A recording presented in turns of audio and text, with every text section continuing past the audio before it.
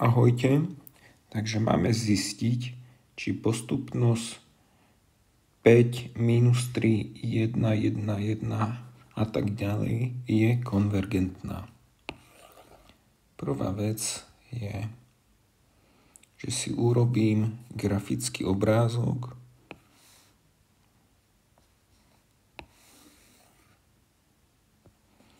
Hej.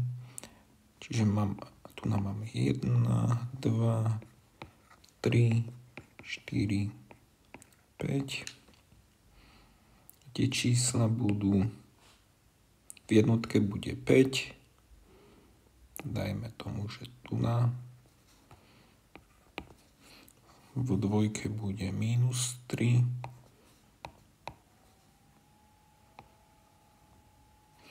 A ďalšie body budú vždy 1. Hej. A tak ďalej. Kedy je konvergentná? Čiže urobím to, že predpokladám, že limita je 1 tejto postupnosti. Čiže urobím si okolie jednotky. Napríklad takéto ľubovoľné.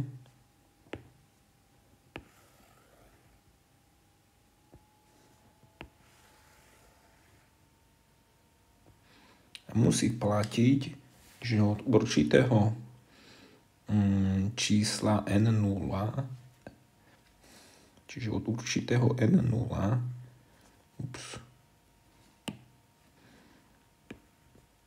všetky ďalšie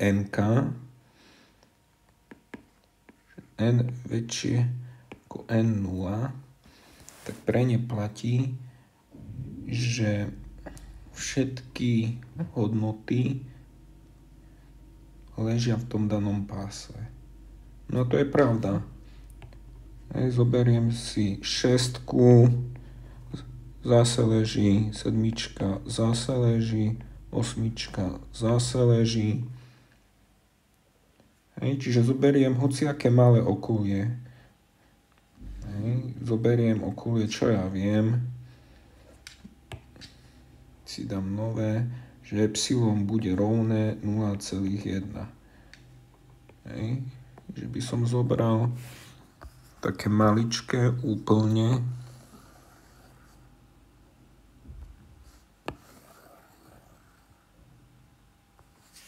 A tiež platí, že všetky tie hodnoty od určitého nk ležia v tom danom okolí. No to je definícia konvergentnosti.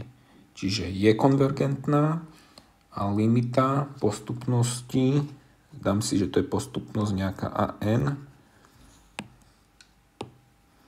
že limita tej postupnosti an, n-ko ide do nekonečna, sa bude rovnať jednotke. Hej. To je všetko.